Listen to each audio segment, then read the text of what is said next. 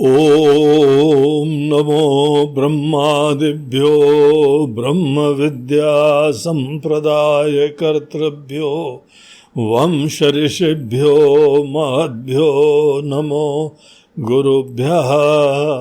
सर्वोपप्लवरहितः प्रज्ञानघनः प्रत्यगर्थो ब्रह्मैवाहमस्मि ब्रह्मैवाहमस्मि।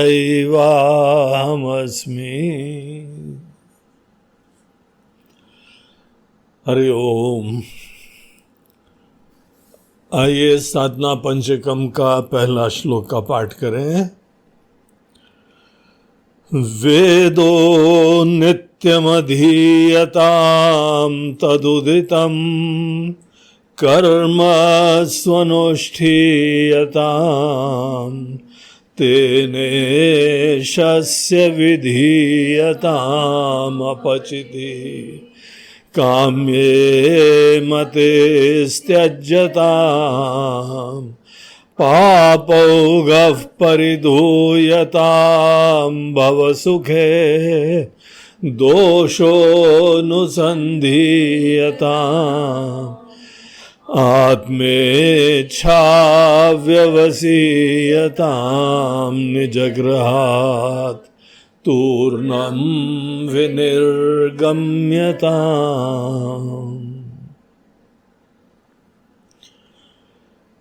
तो अपने पिछले सत्र में हम लोग देख रहे थे साधना पंचकम का पहला सूत्र अर्थात अपनी आध्यात्मिक यात्रा को प्रारंभ करने का उचित तरीका। और ये जो लोग भी अपनी परंपराओं के प्रति श्रद्धा रखते हैं वो इस सूत्र को बहुत डिलिजेंटली फॉलो करते हैं, पूरी श्रद्धा के साथ इस चीज का जो है वो अनुकरण करते हैं, इसी पथ पे चलते हैं। वेद हमारे लिए ज्ञान की राशि हैं, लेकिन कहीं पर भी सीधे जो है वह किसी ग्रंथ का अर्थ नहीं जाना जाता है। ये हम लोगों की परंपरा नहीं है। हम लोगों की परंपरा है कि पहले हमारे अंदर पर्याप्त श्रद्धा उत्पन्न हो और अंतःकरण की शुद्धि उत्पन्न हो। श्रद्धा और मन के अंदर शुद्धि, ये दोनों चीजें पहले उत्पन्न हो तब जाके ज्ञान के महल में प्रवेश करा जाता है। जिसने जल्दीबाजी करी, कहीं प्रवचन हो रहा है, बस सीधे पहुंच गए और वहां बैठ गए, बोलते हैं महाराज जी बड़ा अच्छा था, लेकिन फायदा नहीं हुआ। सालों से सुन रहे हैं, वैसे के वैसे बने हुए हैं। क्योंकि ये जो यहाँ पे शास्त्रोक्त तरीका परम वंदनीय, परम आदरणीय, प्रातस्मरणीय भगवत स्वरूप, भगवान भाष्यकार, ऐसे आचार्य लोग जो हमको बताते हैं, आपने उस चीज को महत्व नहीं दिया। और इसीलिए अभी मन के अंदर पूरी श्रद्धा नहीं है, पूरी पात्रता नहीं है और सीधे ज्ञान प्राप्त करना प्रारंभ करते हैं।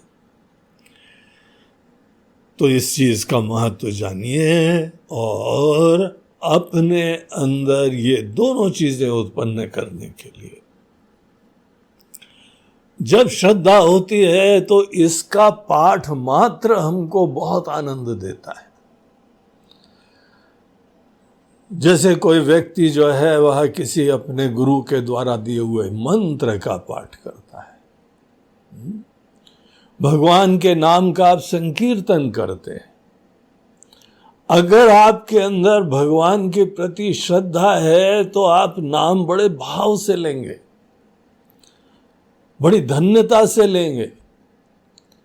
इसी जवान के अंदर भगवान का नाम लिया जा रहा है, ये फीलिंग आएगी। तो हमारे मन में थोड़ी श्रद्धा उत्पन्न हो रही है। उसी तरीके से वेदों के मंत्र का उच्चारण, और जैसे हम पिछले सत्र में बता रहे थे कि बाकी सब जितने शास्त्र हैं उनके प्रति हमारी पूरी रिस्पेक्ट बनी हुई है, लेकिन कुछ भी वेद के कंपैरिजन में नहीं है। इसीलिए वेदों का ही नित्य पाठ करो। ये परंपरा नहीं है तो प्रारंभ करो। कोई नहीं करता दिखाई पड़ता है तो उनकी उपेक्षा करो। जो यहां पे शास्त्र ने बताया है उस पथ के ऊपर चलने का साहस करें, सीखिए, अभ्यास करिए। और वेदों का नित्य पाठ, जिस घर के अंदर पाठ होता है वेदों का, वहां पे कोई दोष नहीं आते, कोई पाप नहीं प्रवेश कर पाते, और आपका मन जो सबसे प्रधान है वो निर्मल होता जाता है। ऐसी श्रद्धा रखो। तो जो व्यक्ति नित्य वेदों का पाठ करता है, और पाठ आप जब करेंगे तो आपको पता लगेगा कि ये कितनी सूक्ष्म चीज है। हमको याद है कि हमारे वहाँ पे जो विद्वान लोग वेद का पाठ कराने के लिए आए थे, तो वो लोग कैसे वेदों के मंत्र का पाठ करते थे। कोई भी कहीं से हो, कोई तमिलनाडु से हो, कोई केरला से हो, कोई उड़ीसा से हो, कहीं से भी हो, नॉर्थ से हो, बंगाल से हो, बाकी लोगों के उच्चारण में आपको इमीडिएटली पकड़ में आ जाएगा कि ये जो है ना बंगाली बाबू है, बाबू मोशाई है। लेकिन जब कोई वेदों का पाठ करता है तो उच्चारण बिल्कुल शुद्ध, पता ही नहीं चलता है कौन कहाँ का है। इतनी शुद्धि हो जाती है उच्चारण में, ये बहुत बड़ी बात है।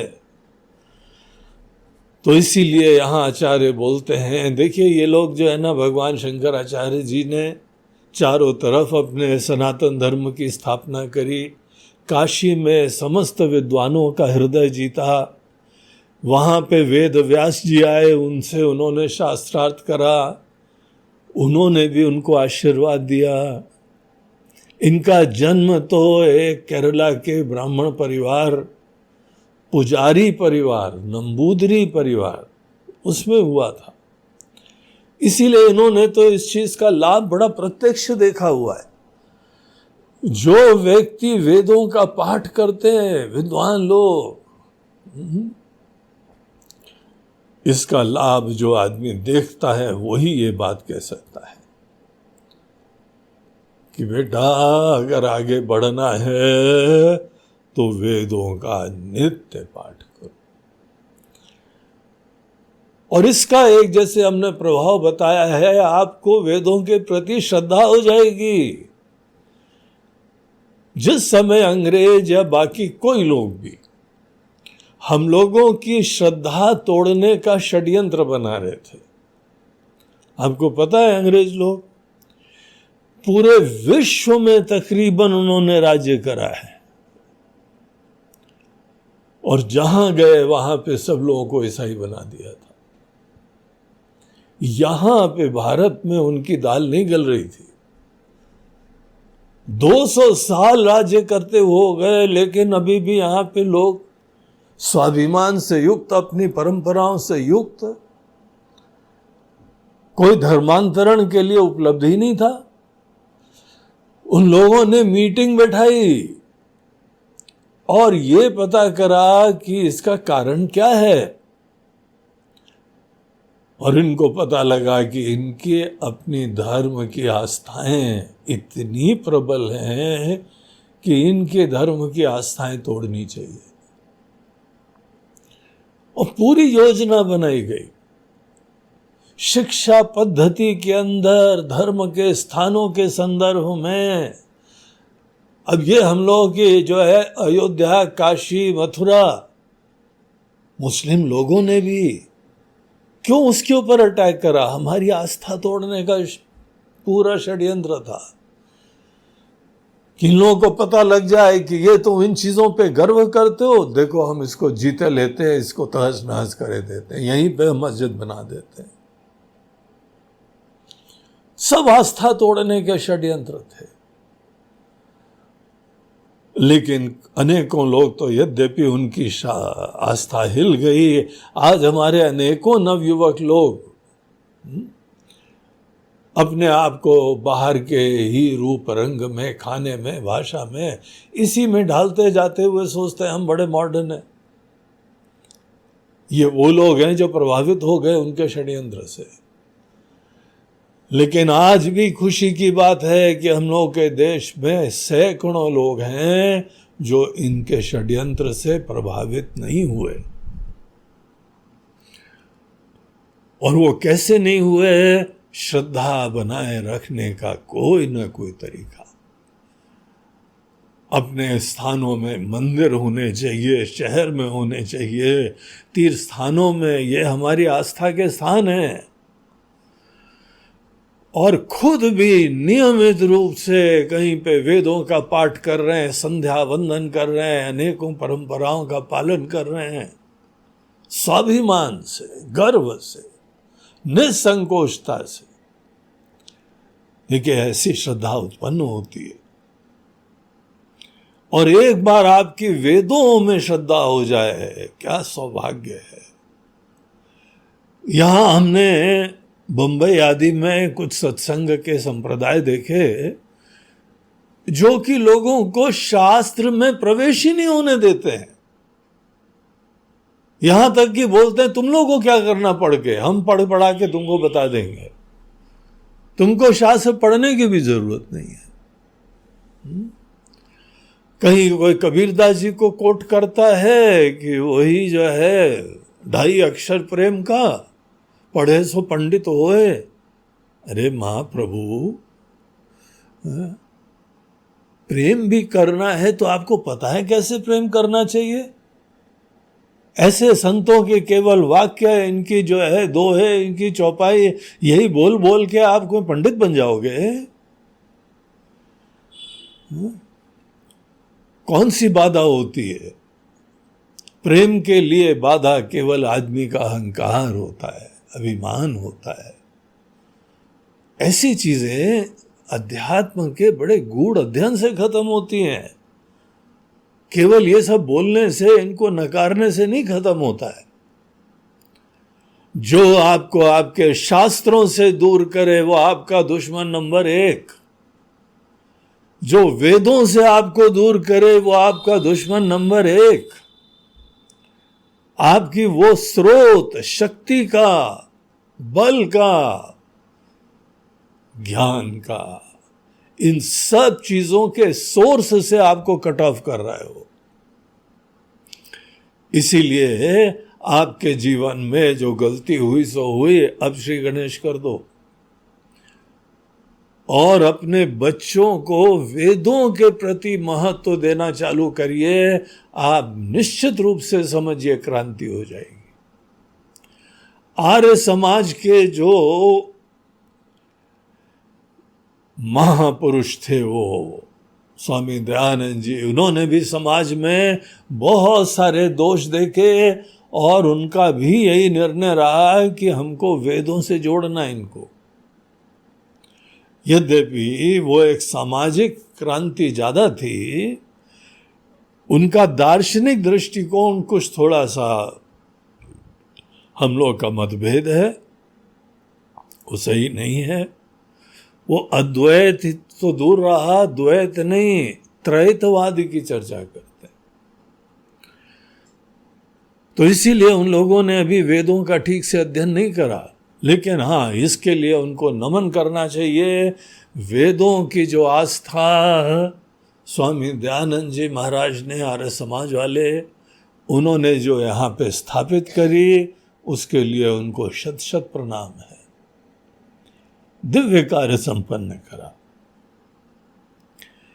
हमारे अंदर भी यह वेदों का महत्व आते आते वर्षों लग गए। आज हम इनको दिव्य समझते हैं, निश्चित रूप से भगवान की वाणी समझते हैं। ऐसे वेदों का नित्य पाठ से आदमी के लिए इसके ज्ञान के द्वार खुल जाते हैं। तो ये था हम लोग का पहला सूत्र। अब चलिए हम लोग दूसरे सूत्र में प्रवेश करते हैं। तो यहां शंकराचार्य जी दूसरे सूत्र के बारे में बोलते हैं, तद उदितम कर्म स्वनुष्ठीयताम वेदो नित्यमधीयताम तदुदितम कर्म स्वनुष्ठीयताम। तो पहले श्लोक की पहली लाइन का अंतिम पाठ। पहले लाइन में दो सूत्र हैं। पहला हो गया वेदो नित्यमधीयताम, और फिर उसी लाइन के अंदर आगे कहते हैं तदुदितम कर्म स्वनुष्ठीयताम। तद उदितम, तद मतलब जिस वेद के पढ़ने की हम बात कह रहे हैं, जिन वेदों के प्रति हम अपने आप को जोड़ रहे हैं, ये ज्ञान की राशि। वेदों के बारे में तो जहां शब्द आता है तो हमको रोमांच होने लगता है, इतनी अद्भुत सी चीज। वेद ऐसा ज्ञान है जो कि सनातन है, शाश्वत है। देखिए, दुनिया में बड़े बड़े शास्त्र हैं, साहित्य हैं, लेकिन समय के परिवर्तन से ये पुराने हो जाते हैं। वेदों में जो बताया है वो सनातन, शाश्वत, हर देश हर काल के लिए उपयोगी। सोचिए तो, ऐसी अद्भुत सी चीज होती है क्या? यही आपके वेद है, यही हम लोगों के वेद है। तो ये वेदों में एक बार हमारी श्रद्धा हो जाए, श्रद्धा के बाद अनुकूल चिंतन होता है। श्रद्धा के बाद हम किसी चीज के अर्थ का खोज करने लगते हैं। ये श्रद्धा की महिमा होती है। तो जब किसी कोई ब्रह्मचारी का वेद पाठ का जो है वो पूरा कार्यक्रम संपन्न हो गया, अब वो वेद पाठी हो गया, वेद का उच्चारण करता है, यही उसके लिए रिचुअल है। आजकल की परंपरा, ये मंदिर जाओ, ये श्लोक पढ़ लो, ये पूजा कर लो। अरे ये सब चीजें गौण हैं, इसको बाद में होने दो, अपने आप ठीक से होएगा। लेकिन ज्यादा प्रधान वेदों के मंत्र का अध्ययन, प्रगाढ़ श्रद्धा से। जब ये हो जाता है तब उन्हीं के ही गुरुदेव एक एक चीज जो है वह वेदों की बताना प्रारंभ करते हैं। शुरुआत में जो वेदों की बातें बताई जाती हैं वो कर्म प्रधान होती है। हर व्यक्ति को जीवन में हम कहाँ खड़े हुए हैं, क्या हमारी प्रकृति है, क्या हमारी अवस्था है, इन सब चीजों को देखते हुए कोई न कोई उसको उपदेश दिए जाते हैं कि ये करना चालू करो। ये हम लोगों के हिंदू धर्म की बड़ी विशिष्टता है। हर व्यक्ति के लिए समान कर्म नहीं होते हैं। हमारे वर्ण और आश्रम के अनुरूप कर्मों में कुछ भेद होता जाता है। हाँ, कुछ चीजें हैं जो सबके लिए समान होती है। तो यहां से हमको हमारे गुरु लोग बताते हैं, गुरुकुलों में, कि सवेरे जो है वह अच्छी तरह से उठो, कैसे सवेरे उठते उठते श्लोक का पाठ करो, मंत्र का पाठ करो, वेद का अध्ययन करना चालू करो, संध्या वंदन करो, सूर्य देवता जो है वहां आ रहे हैं, उनके आने से पहले उठ जाओ। ये सब चीजें, और उनको अर्घ्य प्रदान करो। संध्या वंदन एक ऐसा कर्म है, नित्य कर्म है, डेली करने योग्य कर्म है, जिसके अंदर जप आ जाता है, प्राणायाम आ जाता है, पूजा आ जाती है वैदिक तरीके से। आप भी संध्या वंदन सीखने की प्रेरणा रखिए। कोई विद्वान लोग आपको ढूंढिए इधर उधर कि पंडित जी हमको संध्या वंदन क्या है वो सिखाइए। संध्या वंदन जो है करना 3 बार आपकी दिन में पूजा होगी। एक सूर्य उदय के समय, सूर्य के अस्त के समय, और दूसरा जब सूर्य बिल्कुल सर के ऊपर है। ऐसे 3 समय बैठ के आदमी एक थोड़ा सा 5 मिनट भी नहीं लगता है, लेकिन वो ऐसे भाव से, श्रद्धा से जब करा जाता है तो संध्या वंदन का बहुत बड़ा आशीर्वाद होता है। और कुछ वेद मंत्र होते हैं उसके अंदर, अच्छी तरीके से उच्चारण करना चाहिए।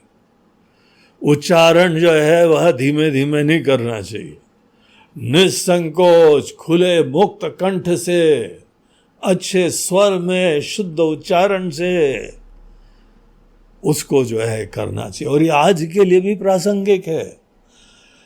अब ये मत बोलना कि पुराने जमाने में करते थे। पुराना जमाना आपके हाथ में, पुरानी चीज की उपेक्षा कर दो तो ये सब पुराना। इसमें आपकी श्रद्धा हो जाए, नित्य अनुष्ठान करने लगे तो नया आपको आशीर्वाद देने लगेगा। यह वेद हो, गीता हो, रामायण हो, सब पुराने हैं, लेकिन आप इन चीजों में अच्छी तरह प्रवेश करते हैं तो आपको आशीर्वाद मिलने लगेगा। तो जो यह वेदों में बताया गया है वो अनेकानेक कर्म करने से ही पूरी हमारी यात्रा प्रारंभ होती है। गीता के अंदर 3रे अध्याय में भगवान ने कुरुक्षेत्र के मैदान में खड़े होके अर्जुन को ये बात बताई, न कर्मणाम अनारंभात नैष्कर्म्यम पुरुषोष्णुते। अर्जुन, जो नैष्कर्म है, जो मुक्ति होती है, समस्त कर्मों के परे कुछ नहीं करना परमानंद है, ऐसे आपको खजाना मिल जाएगा, आप खुद ही वो हो जाओगे। ऐसे जागृति के लिए बगैर कर्म के कोई यात्रा प्रारंभ नहीं होती। कर्म का महत्व समझो, बहुत इंपॉर्टेंट होता है कर्म। देखिए, अर्जुन भगवान के चरणों में शरणागत हो गया था। अर्जुन ने भगवान से बोला, शिष्यस्ते अहम शाधि माम तो हम प्रपन्नम। अर्जुन जो है एक विरक्त होने का परिचय देता है। तो भगवान, हमको ये दुनिया से नहीं लेना देना, ये राज्य नहीं चाहिए, ये विजय नहीं चाहिए, धन दौलत नहीं चाहिए, क्योंकि ये सब चीजें प्राप्त करने के लिए जो संघर्ष, जो त्याग करना पड़ता है, अपनों की भी उपेक्षा करनी पड़ती है, हिंसा करनी पड़ती है, वो सोच के भी हमको अच्छा नहीं लगता है। हम ऐसे खून से सने हुए सिंहासन पे बैठना पसंद ही नहीं करेंगे। न कांक्षे विजयम कृष्ण, न राज्यम, न सुखानी च। हमको तो भगवान आप ज्ञान दीजिए। स्पष्ट निवेदन करा था। और बहुत बड़ी जीवन की घटना थी, भगवान के चरणों में शिष्य भाव से शरणागत हो गया। लेकिन भगवान ने अर्जुन को कहीं एकांत में ले जाके सन्यास दिला के, अनेकों कुंभ मेले में कोई चला जाए तो वहां अनेकों बाबा लोग होते हैं, बेटा चेला बनेगा, कैसा भी हो चेला बना लेते, सब दुनिया से छुड़ा देते हैं। ये सब चल रहा है दुनिया में। लेकिन भगवान श्री कृष्ण जैसे जो सद्गुरु होते हैं वो बोलते हैं कि तो हम पे विश्वास रखते हो तो पूरा हमारे ऊपर छोड़ो, हम जैसा बताते हैं वो करो। बहुत सारे लोग हैं जो यहाँ पर भी हमसे बोलता है, गुरु जी हम शिष्य बनेंगे आपके, मंत्र दीक्षा दे दे, वो दे दो, उसके उपरांत मन मर्जी तो भी चलती रहती, हमारी ये इच्छा हो रही, हमारी वो इच्छा हो रही। अरे भैया ये काय संबंध बनाया तुमने? कम से कम सलाह मशवरा करो, पूछो, विचार विमर्श करो। तुमने श्रद्धा का परिचय दिया, हमने भी तुमको स्वीकार करा, अब तुम ये अपना परिचय दे रहे हो कि कोई आध्यात्मिक कार्य के लिए गुरु से मार्गदर्शन लेने की भी जरूरत नहीं है। देखो क्या परिचय मिलेगा, ऐसी श्रद्धा है इनकी। ये केवल नाम के लिए, अहम की संतुष्टि करने के लिए कि हम उनके शिष्य बन गए। भगवान श्री कृष्ण ने अर्जुन से बोला, अर्जुन अगर तुम हम पे विश्वास करते हो तो अभी कर्म के क्षेत्र को मत छोड़ो, कर्म करना सीखो। तुमको कल्पना नहीं है तुम्हारे कर्म करने के अंदर कितने दोष विराजमान है। कर्म में जब तुम जाते हो अपेक्षा से जाते हो, अभिमान से जाते हो, ईश्वर के निमित्त बन के कर्म तक नहीं करते हो। इसीलिए पहला तुम्हारा जो है साधना का स्थल कर्म का क्षेत्र है। यही गीता का भी दर्शन है, यही वेदों के अंदर प्रतिपादित करा गया है। वेद तो गीता का दर्शन ही बता रहे हैं, मूल रूप से प्रमाण तो वेद ही हैं। तो वहां पर भी भगवान ने हम लोगों को बताया है कि देखो कर्म करो अच्छी तरह से। यही बात यहां शंकराचार्य जी बता रहे हैं कि जब आपके अंदर वेदों के प्रति आस्था श्रद्धा हो गई और अच्छी तरीके से अभ्यास हुआ और वेदों का आप पाठ करने लगे, अध्ययन करने लगे, ऐसा जब हो जाए तब जाके आपके गुरुजी आपको वेदों का वो ज्ञान देंगे जहां पे कुछ करना है। अनेकानेक चीजें, और जो वेदों के अंदर ये प्रतिपादित कर्म है, भगवान की इच्छा समझ के करना चाहिए। किसी भी भक्त के लिए ये कितनी सौभाग्य की बात है कि उसके भगवान उसको कुछ बताएं। आप गुरु के प्रति श्रद्धा रखते हैं और आपके गुरुदेव ने बोला कि देखो ये काम तुमको हम सौंपते हैं, कितनी सौभाग्य की बात है। और ऐसे कर्म करने के लिए दिलो जान से समर्पित होकर कर्म करते हैं। वेदों के जो भी द्वारा प्रतिपादित उपदेश है, कर्म के बारे में हमको जो बताया गया है, उसको भी इसी भाव से करना चाहिए। वेदों के जो कर्म होते हैं वो अनेकों प्रकार के होते हैं। कर्म एक कर्म होता है नित्य कर्म। नित्य कर्म अनेकों प्रकार की चीजें जो डेली करनी चाहिए, और वो सीधे जो है वो हमारे ब्रह्म ज्ञान के लिए दिखाई नहीं पड़ती है, लेकिन बहुत आवश्यक होती है। आपका शरीर अच्छा रहे, आपका मन अच्छा रहे, आपकी वाणी अच्छी रहे, आपके अनेकों प्रकार के जिम्मेदारियों का निर्वहन अच्छा रहे, इसको ही ध्यान दो। और ये चीजें नित्य कर्म में कभी थकावट नहीं होनी चाहिए।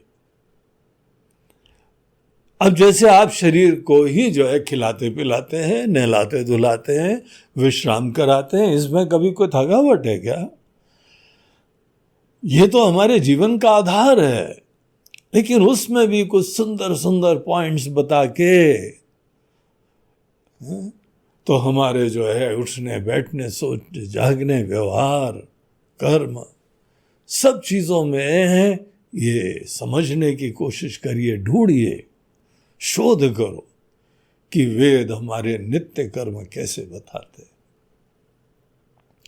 दूसरे होते हैं नैमित्तिक कर्म। नैमित्तिक कर्म होते हैं जो कि कोई विशेष पर्व होते हैं। घर के अंदर भी कुछ अनेकों प्रकार के कुछ त्योहार होते हैं। किसी का जन्म हो गया, किसी की बीमारी हो गई, किसी की खुशियां हो गई। निमित्त कर्म उनको बोलते हैं जो किसी निमित्त वशात यहां पे आपके जीवन में परिस्थितियां आ गई।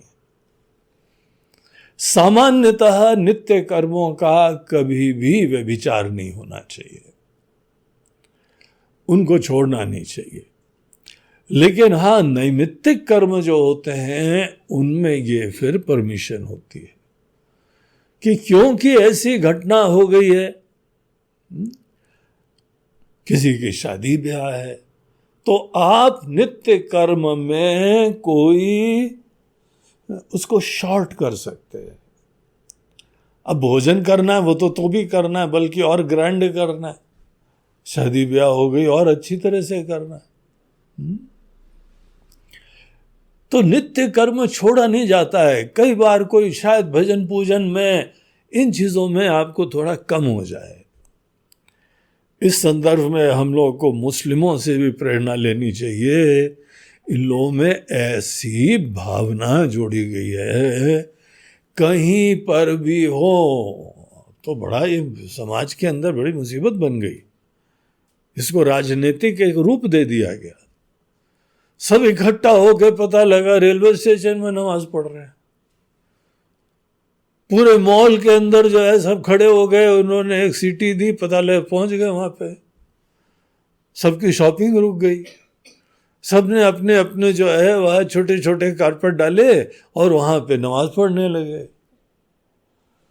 तो रेलवे स्टेशन हो, बस स्टेशन हो, बाजार हो, कुछ भी हो, रोडें बंद हो जाती हैं।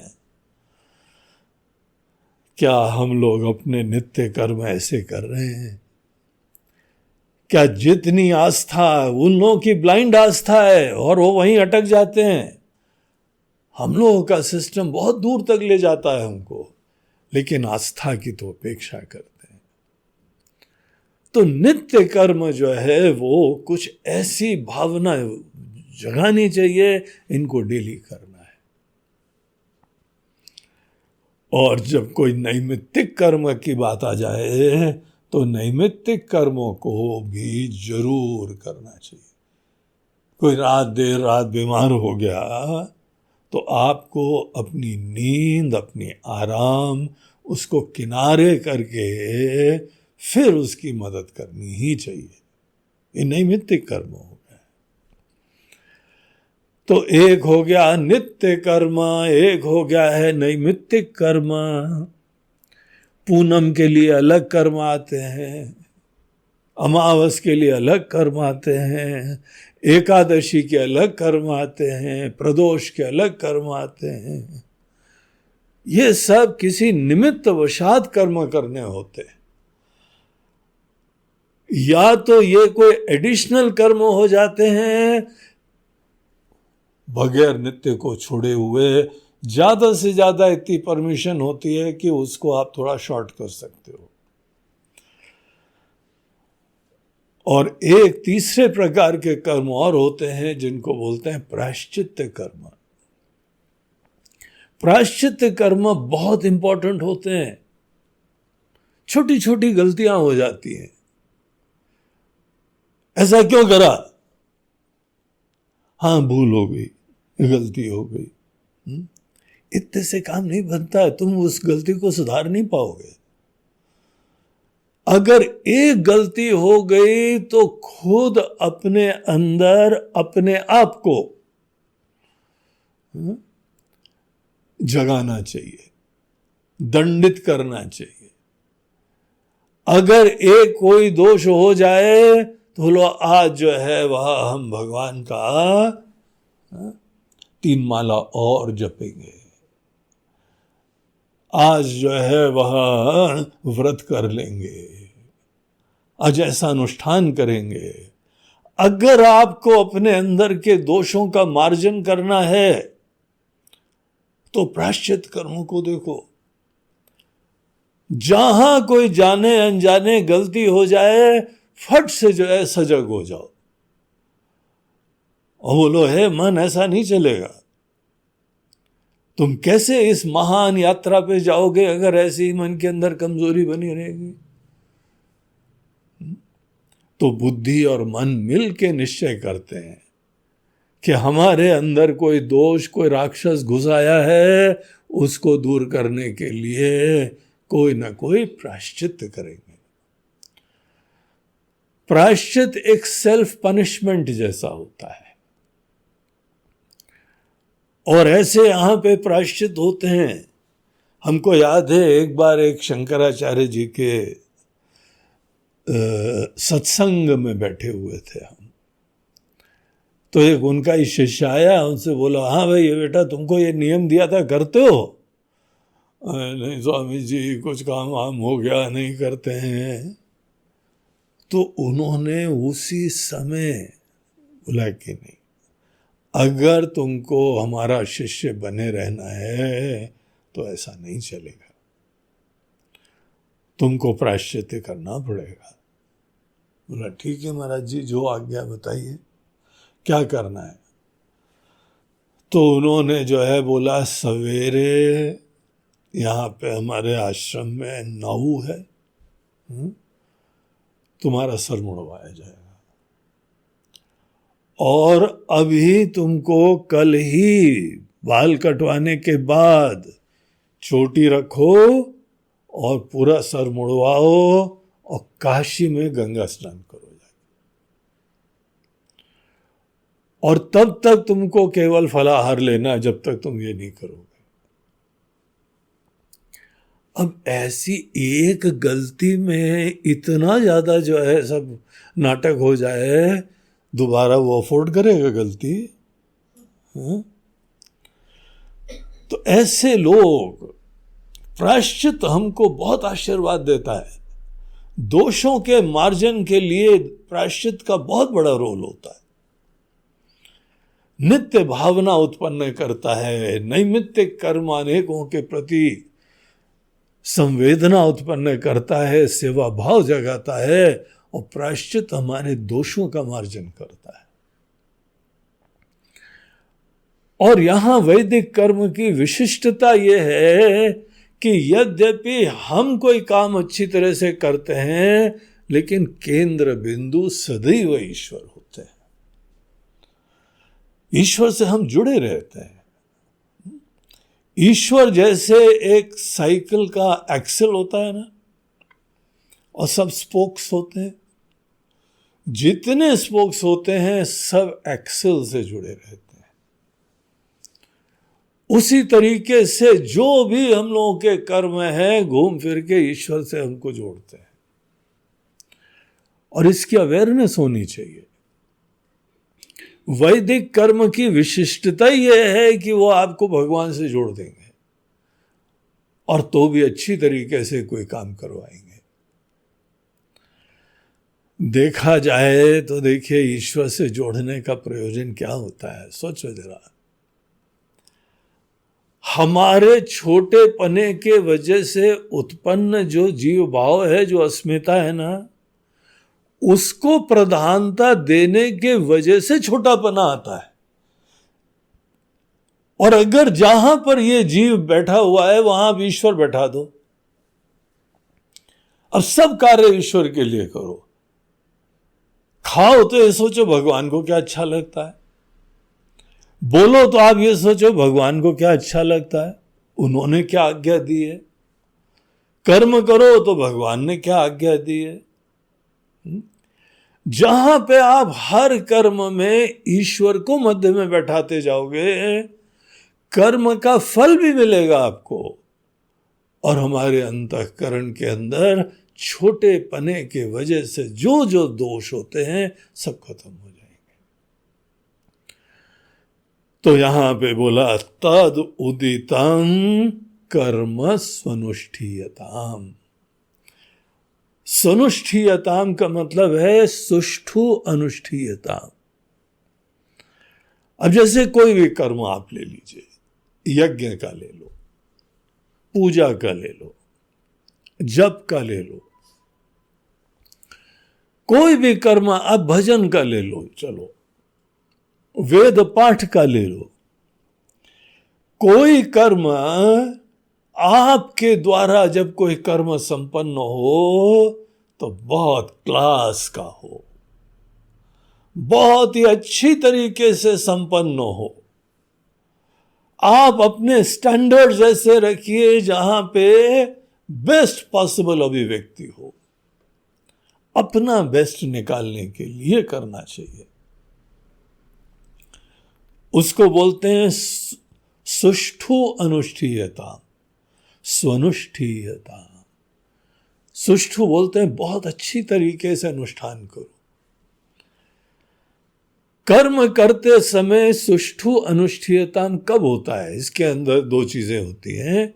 एक तो शास्त्रोक्त तो होना चाहिए, जैसा शास्त्र ने बताया है वैसा भाव से करो, वैसे मंत्र का उच्चारण करो, वैसे व्यवस्था करो जैसे पूजा होती है। वहां पे जो विद्वान लोग हैं, जो पंडित जी हैं, वो बताते हैं ऐसा करो। एक तो उनका मार्गदर्शन प्राप्त करते हुए उसको बहुत अच्छी तरह से संपन्न करो। आपके मन के अंदर भक्ति भाव बना रहे, बहुत अच्छी तरह अनुष्ठान संपन्न करो। और एक बहुत बड़ी चीज होती है, पता, कोई आदमी को, बच्चे को काम दो, बेटा पढ़ाई करो, नहीं कर रहा है, पढ़ाई कर पा रहा है। ये जो है चलो बैठ के थोड़ा ध्यान करो, नहीं कर पा रहा है। क्यों नहीं कर पा रहा है? वो चाहता है करना। आप पूजा करना चाहते हैं, जप करना चाहते हैं, ध्यान करना चाहते हैं, भजन करना चाहते हैं, आपका ये अनुष्ठान सुष्ठु कैसे नहीं हो पा रहा है? कैसे हो जाए? अगर आप ध्यान दीजिए तो कोई न कोई फलाकांक्षा, कोई फल, लोग क्या बोलेंगे, कौन देख रहा है, फायदा क्या होगा, इन सब चीजों को कहा जाता है फलाकांक्षा। फलाकांक्षा ही हमारे कर्मों के अंदर बाधा होती है। हमारा अनुष्ठान अच्छा नहीं हो पाता है क्योंकि यहां पर कोई ना कोई जो है हमारे मन में कोई दूसरा प्रयोजन आ गया, तो ये गौण हो गया। फलाकांक्षा, फलासक्ति, किसी फ्रूट के, किसी फल के बारे में अटैचमेंट, बस वो हो जाए, ये अनुभूति मिल जाए, ये महत्व मिल जाए। ये जो होता है ना कंपोनेंट, ये कीड़ा, ये आपको कोई काम अच्छी तरह से नहीं करने देता है। इसीलिए कई बार ये कहा जाता है, मन लागो मेरो यार फकीरी में। कोई चिंता मत करो, आपको कर्म में भरोसा होना चाहिए। फल केवल कर्मों को देख के आता है। वो कैसा दुष्चक्र होता है। जो फलाकांक्षा जो प्राप्त करने के लिए ज्यादा इच्छुक होते हैं ना, इतने आतुर हैं कोई कर्म फल प्राप्त करने के लिए कि कर्म ही खराब कर रहे हैं। जैसे कोई बच्चा हो पढ़ाई में, हम फर्स्ट आ जाएं, हमको प्राइज मिल जाए, और फिर उसके उपरांत मुंगेरी लाल के हसीन सपने, और वो सोच रहा है हम फर्स्ट आएंगे तो उसके बाद ऐसा हमको प्राइज मिलेगा और घर के लोग भी खुश हो जाएंगे और हमको ये प्रेजेंट दिलाएंगे और हमको ऐसा करेंगे। फल ये आएगा क्योंकि बेटा पढ़ाई करोगे तब। लेकिन ये अनेकों सपनों के अंदर रमते हुए कर्म ही नहीं कर पा रहे, और अगर कर्म नहीं करेंगे तो फल डेफिनेटली नहीं मिलेगा, सब बेकार हो गया।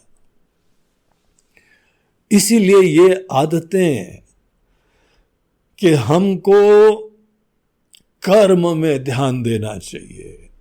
स्वनुष्ठीयताम, जो भी कर्म करो आपका सिग्नेचर उसमें हो जाना चाहिए, आपकी दक्षता का उसमें हस्ताक्षर होना चाहिए, आपके सुंदर अनुष्ठान का हस्ताक्षर होना चाहिए। और इसीलिए हम लोग जो है भगवान की कथाएं, हनुमान जी की लीलाएं, इन सब ऐसे महात्मा लोग, संत लोग, देवता लोग, इन लोगों की कथाएं जब सुनते हैं ना, हनुमान जी के प्रत्येक कर्म इतने बढ़िया होते थे कि आज तक हम लोग उनकी लीलाओं का गुणगान गाते हैं। उस टाइम कोई दूसरे फल की सोच रहे थे। ये सब चीजों की उपेक्षा करके टोटल फोकस, टोटल अटेंशन, इसको बोलते हैं होलिस्टिक लिविंग। दक्षता से अपने आप को अपने कर्म में लगाना सीखो। हर कर्म हमारा पूजा बन जाए, हर कर्म हमारा यज्ञ बन जाए। यज्ञ केवल ये नहीं होता है कि आपने जो है अग्नि को प्रज्वलित करा और फिर वहां आहुति दी तभी यज्ञ कर रहे हैं, बोलते नहीं, ऐसा नहीं है। प्रत्येक कर्म, गीता पढ़ो, आपको ये सब चीजें वहीं मिलेंगी, हम वहीं पढ़ के बता रहे हैं आपको। प्रत्येक कर्म हमारा यज्ञ बनता है, प्रत्येक कर्म पूजा बनती है।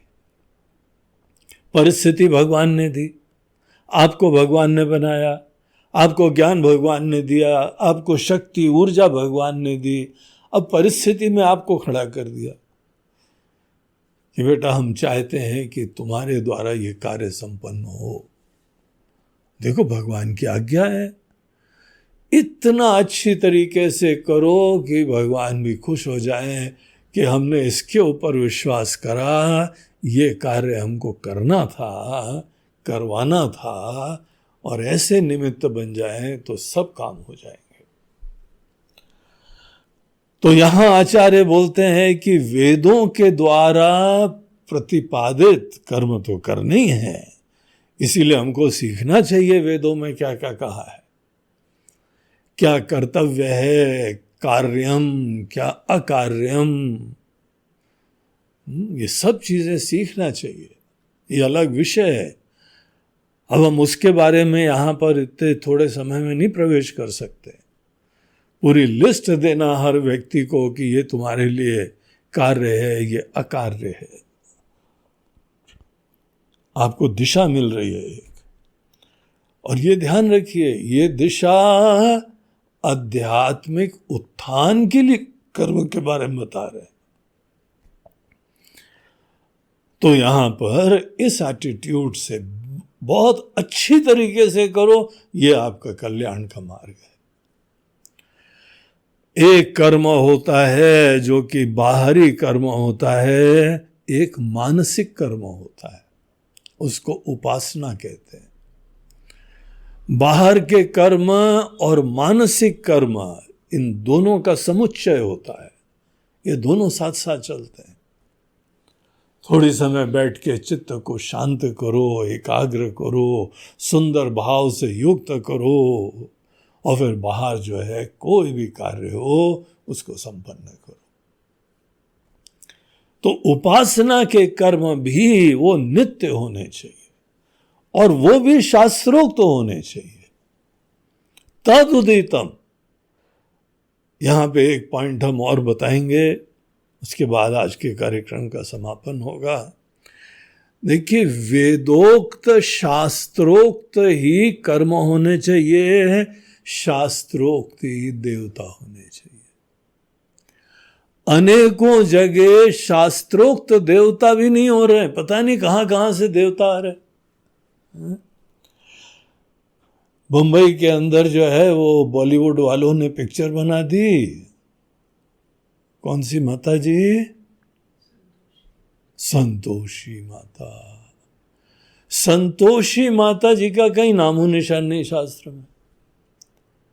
अरे हमें जो बताया जा रहा है ना, उसके साथ पूरा पैकेज होता है। केवल एक रूप की पूजा नहीं होती है, वो शास्त्र का सिस्टम होता है उसमें।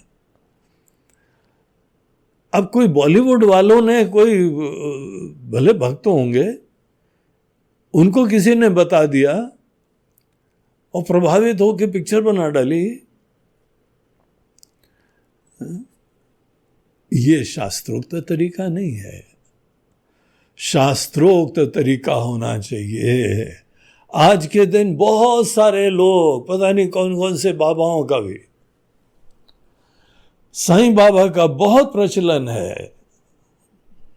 साईं बाबा एक संत थे, एक अच्छे जो है इंसान, सेवा भावी, सबके प्रति प्रेम रखने वाले।